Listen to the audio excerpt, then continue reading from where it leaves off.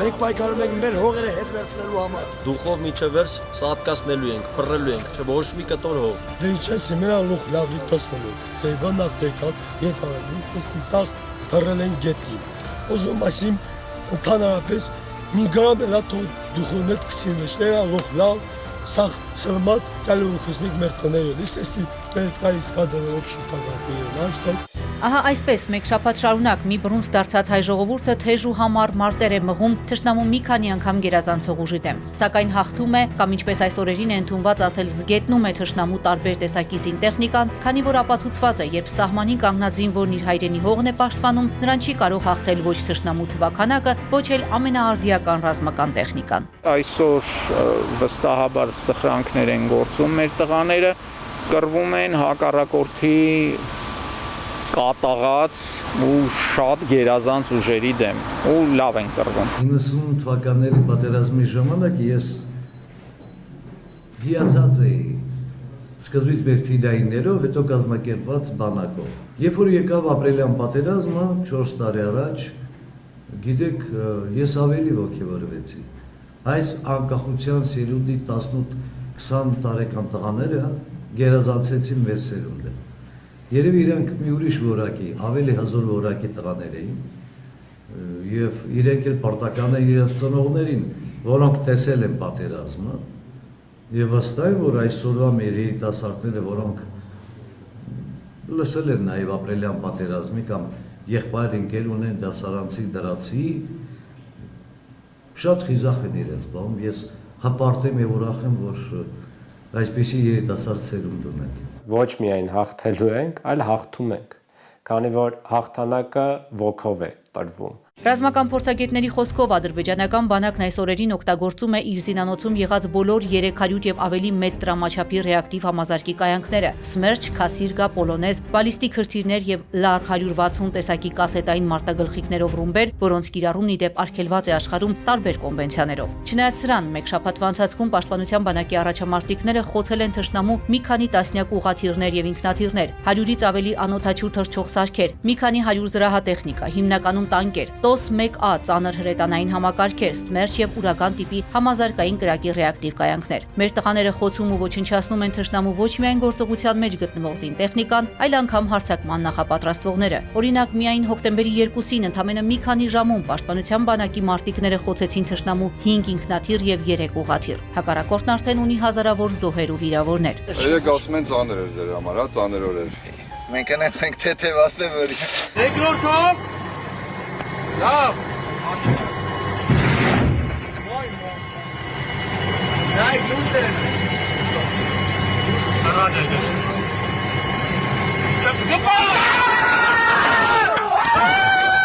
Խփում ենք, վառվում են եւ ինչքան տեխնիկա արդեն ոչ հաշվում են, քանի հատ ենք խփել,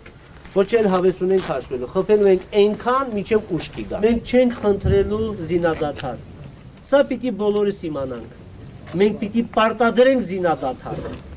Եթե մենք խնդրենք զինադադար, դա լինելու է Հայաստանի վախճանը։ Հայտարարությունից օրեր անց Արայիկ Հարությունյանը մեկնեց առաջնագիծ, ինչպես նշեց, իր բաժին մարտը մղելու։ Բոլորին կոչ արեց անհապաղ ոտքի կանգնելու եւ անմնացորդ նվիրումով պաշտպանելու սեփական հայրենիքում առանց գոյաբանական վտանգի ապրելու հայերիս անկախտելի իրավունքը։ Այսօր որոշում է, վճռում է մեր ապագան։ Այս երկրում ապրելու մեր իրավունքը։ Հարյուրամյակների, հազարամյակների մեր պապերի կատարած սխրագործության շարունակությունը մենք պետք է ձեզ հետ միասին կատարենք այսօր։ Հատկանշական է, որ թշնամին ռազմաճակատում կորուստներ եւ խայտառակ պարտություն կրելուց հետո անընդհատ ուժը փորձում է խաղաղ բնակչության վրա, ռմբակոծելով ու գնդակոծելով մարդկանց ու քաղաքացիական նշանակության օբյեկտները։ 7 օր շարունակ առաջնագծին մոտ ու հեռու բնակավայրերի հրետակոծման հետևանքով ունենք տասնյակ զոհված խաղաղ բնակիչներ եւ մի քանի տասնյակ վիրավորներ, շատերը լուրջ վնասվածքներով։ Ըստ Արցախի Հանրապետության մարդու իրավունքների պաշտպանի, թե սպանվածների, թե վիրավորների մեծ մասը տարեցներու երեխաներ են։ Մարդիկ հենց իրենց բնակության վայրերում են սպանվել կամ վիրավորվել, ինչպես նաև անվտանգ վայր տեղափոխվելիս, սակայն ի հեճուկս թշնամու ոչ ոք խուճապի չի մատնվում, առավելևս չի պատրաստվում լքել հայրենի հողը իր տունն ու տեղը։ Այս սնարյադներն, անգած սնարյադները բերել, եսի մեզի եսիմ գրտնակ, մրտնակ, խմոր արել, հացը թխել, մեր ոգին անպարտելի, հաղթելու ենք ու վերջ։ Մենք իրավունք չունենք թուլանալու, մենք մեր հողն ենք պաշտպանում, մենք երբեք մեր հողը չենք տա թշնամուն։ Իմ ամուսինը 90-ական թվականներին կռվել, 19 տարեկանում կռվել հող է արյունով պահել, որ ես այսօր հանձնեմ Թուրքին, երբեք։ Արտակ Բեգլարյանի պնդմամբ քաղաքացիական բնակչությանն ու լրագրողներին թիրախավորելու փաստերն այնքան խոսուն ու աներկբա են, որ միջազգային պատշաճ գնահատականի դեպքում Ադրբեջանը կարող է ճանաչվել որպես պատերազմական հանցագործ։ Պատշաճ, այսինքն պետք է գնահատական տակ կատարվածին ու կատարվողին, հասցեական, այսինքն պետք է ասի, թե ով ինչ հանցագործություն է կատարում, որ կողմը, եւ պետք է լինի նաեւ օպերատիվ։ Այստեղ շատ լուրջ խնդիրներ ենք տեսնում, որ միջազգային հանրությունը օպերատիվություն չի ցուցաբերում, ինչի հետևանքով նորանոր կյանքեր է արժենում այդ հապաղումը։ Ադրբեջանից ակնկալել ինչ-որ մարդասիրական ու միջազգային կոնվենցիաներին համապատասխան մոտեցումներ, երևի եթե Ադրբեջանն այդպիսի երկիր լիներ, գուցե պատերազմել չլիներ, գուցե շատ լավ հարևաններ լինեինք։ Վաղուց գիտենք, որ Ադրբեջանը միջազգային մարդասիրական նորմերը ոչ միայն չի պահում, այլ նաև կոպտորեն ոտնահարում է։ Դա 90-ականներին է եղել, դա 2016-ի ապրիլյան պատերազմին է եղել եւ հիմա էլ տեսնում ենք, որ ավելի կատարելագործվել է ճակերտավոր։ Ադրբեջանի ճակերտավոր հաղթանակները միայն տեղեկատվական դաշտում են ու սոցիալական հարթակներում, որոնք շատ արագ օջարի պղպջակի պես պայթում են ու բացահայտում տարածողի ամբողջ թշվառությունը։ Ադրբեջանա-թուրքական տանդեմն ըստ իրենց լրատվամիջոցների եւ սոցցանցերի ամեն օր հայկական տարածքներ է գրավում։ Վերջին օրերին արդեն մատաղիս է։ Ալիևի հայտարարություններն այնքան սին են, որ մեր պատասխանատուները դրան պարզապես հայտնի անեկդոտով են պատասխանում, իսկ ովքեր էլ փոքրի շատ է լուրջ են վերաբերում ադրբեջանական ԶԼՄ-ներում տարածված ստերին րոպեների ընթացքում բացահայտում են ողջ ճշմարտությունը եւ հայտարարում գրեթե նույն կերպ, ինչ բլոգեր Ալեքսանդր Լապշինը։ Հերիք է Սուլթանին տանջեք։ Միացրեք ինտերնետը նրա համար, այլապես քեռին ամբողջովին ֆանտազիայի մեջ է։ Լապշինի խոսքով մատաղիսի գրավման լուրը լսելուց հետո, երբ անհանգստացած զանգահարել է Թալիշում ապրող իր մի քանի ծանոթների, լսել է թալիշցիների շատ ուրախ ու հանգիստ ձայները, որոնք ծիծաղել են Ալիևի մտքի թռիչքի վրա ու պատմել, թե ինչպես են ադրբեջանցիներին հետ շպրտել մինչև սահմանի նախնական գիծը։ Հայտնի բլոգերն իր հրապարակման մեջ նշել է, որ երբեմն այնպիսի զգացողություն է ունենում, թե Ալիևը նախագահական պալատում պահվում է լիովին մեկուսացած եւ ընդհանրապես տեղյակ չէ, թե ինչ է կատարվում։ Իսկ իրականում կատարվում է այն, որ հայերս հաղթում են, քանի որ որոշել ենք սերունդներին ժառանգելու պատերազմ այլևս չունենք։ Այսօր եւ հիմա է Արցախյան հարցի վերջնական լուծման ժամանակը։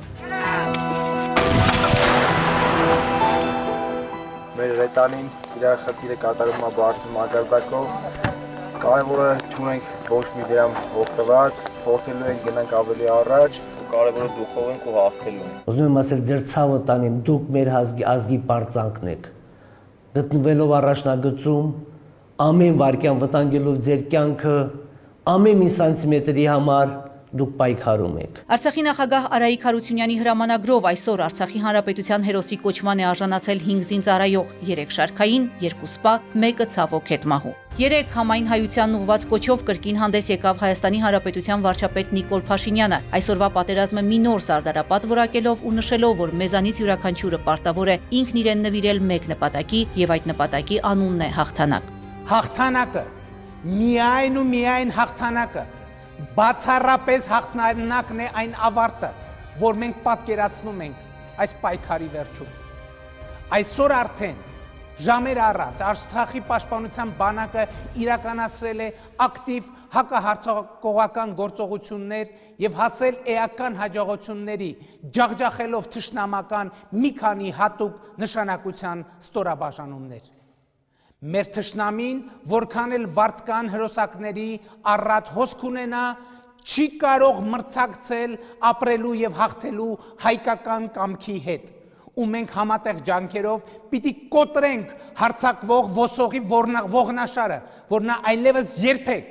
այլևս երբեք իր ոճրագործ ձեռքերը չպարզի մեր ուղությամբ, իր արյունոտ հայացքը չուղղի մեր հայրենիքին։ Վարչապետը նշեց, որ գործնականում մեկ շաբաթ հայ ժողովուրդը Արցախում եւ Հայաստանում դիմակայում է ադրբեջանա-թուրքական ահաբեկչական հարձակմանը։ Նկատի ունենալով նաեւ Հայաստանի Գեղարքունիքի մարզի գյուղերի հրետակոծությունները, խաղաղ բնակչությանը թիրախավորելն ու Հայաստանի օդային տարածքում թշնամու մի քանի անօթաչու թռչող սարքերի վնասազերծումը։ Հարձակման ծավալներն աննախադեպ են, նշեց Նիկոլ Փաշինյանը։ Թշնամին գրոհում է այնպիսի ծավալներով, որը ըստ որոշ ռազմական փորձագետների 21-րդ դարում հաճախ չի պատահել աշխարհի որևէ հատվածում կամ հակամարտության գոտիներից որևէ մեկում։ Նրա պնդմամբ Արցախի պաշտպանության բանակի մեկ մարտական դիրքի վրա գրոհի է նետվում թշնամու մոտավորապես 150-ից 200 զինվոր, ընդ որում օրը մի քանի անգամ։ Դրանք ուղեկցվում են հրթիռային եւ հրետանու զրահատեխնիկայի ինքնաթիռների անօթաչու թռչող սարքերի աջակցությամբ։ Եվ չնայած սրան հաղթում ենք ու հաղթելու ենք, քանի որ մեր զինվորներն ու կամավորները չեն խնայում ոչինչ եւ հերոսության, անձնուրացության աներևակայելի օրինակներ են ցույց տալիս։